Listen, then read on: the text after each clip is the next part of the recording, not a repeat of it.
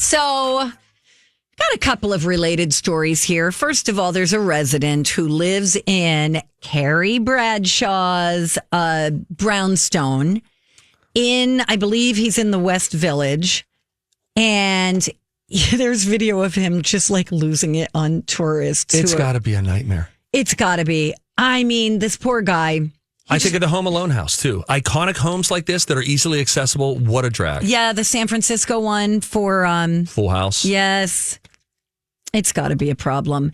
So he's just like coming out of his brownstone, and there are people taking pictures all over the sidewalk. And he's like, you guys, you can't just take over the street.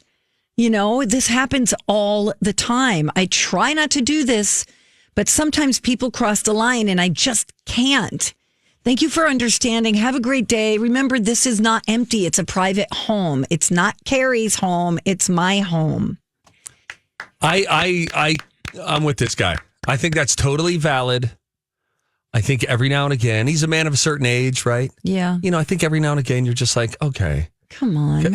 Could you guys? And I think sometimes it gets loud outside also.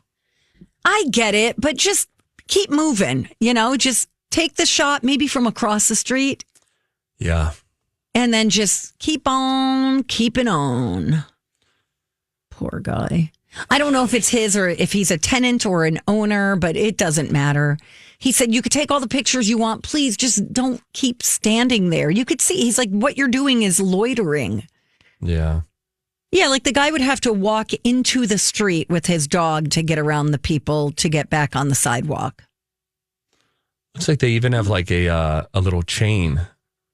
He did at one time, yes. Rope in front of the bottom of the steps to try to keep people off of the steps from posing on the stoop. And yeah, it says private property, no trespassing. Then if you look closer and zoom in, which I did earlier, yeah, he's got it laminated on the chain.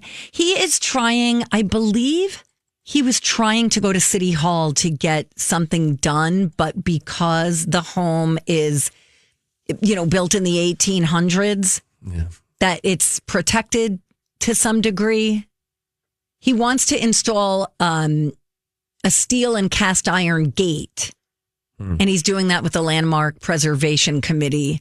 Or at least he tried to do that in January. He's like, my home is now a global tourist destination. Mm-hmm.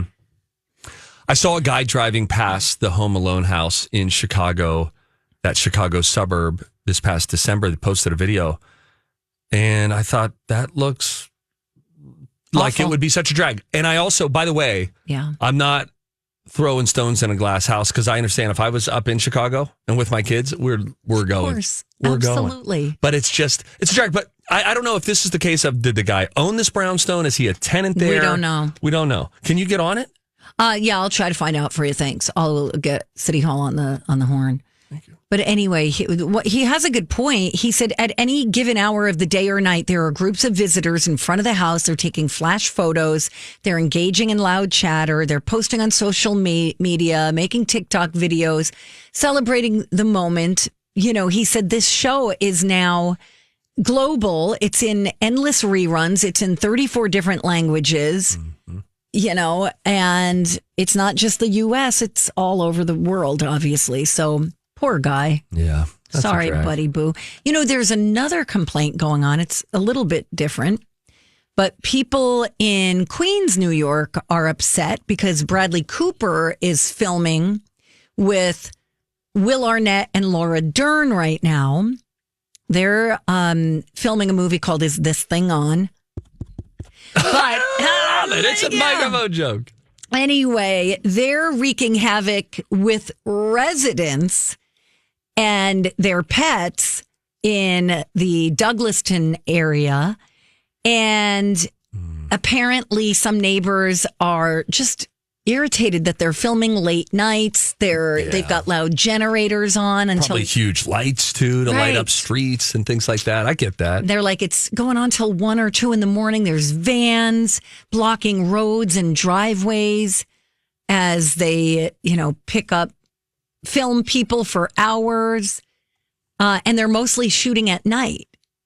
but the noise is all hours of the day. So that's going to be hard if you have to wake up early for your job. And Bradley Cooper is producing and acting as a camera operator. He's doing it all. He's directing, Wow. producing. I don't think he's acting in it. Oh. I think he's just directing, producing, Oh, okay. and running camera. It was going to make me ask this question, set their frustration aside.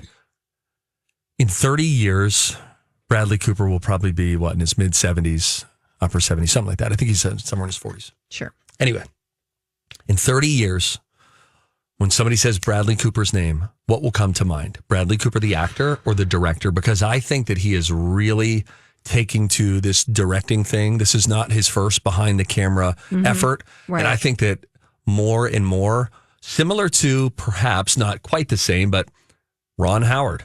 Sure. Started as an Yeah, actor, sure. got the directing bug, and moved in that direction. Bradley Cooper has had movie star power, so I'm sure that's a big paycheck to let up, but I'm sure he's doing fine with all the producing and directing. Do you think we'll know him more, remember him more as a director or an actor in 30 years? You know what? That's a great question because he's a good actor. He's not just a mediocre actor. I Star think is Born. Think about how great he was in that. Well, think about the one about Leonard Holly. Maestro. Thank you. The movie Maestro that he acted in, directed. I mean, the acting was fantastic. I don't know, Steve. That's a tough question. I refuse to answer. That is your God-given right.